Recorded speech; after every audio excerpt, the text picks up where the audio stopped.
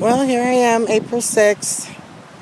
The floodwaters has receded, but this is the end of my drive.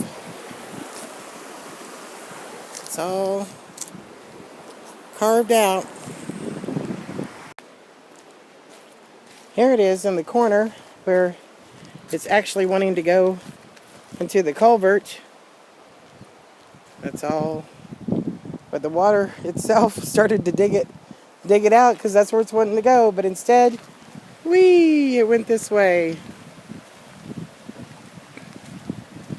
And this is the end of the drive. Once again. Whew. Get my fingers out of the way.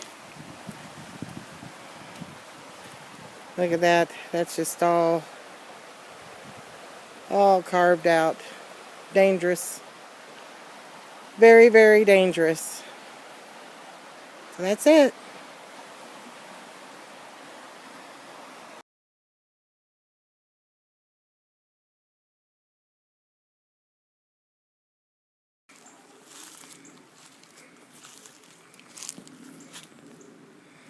Groundhog, what are you doing?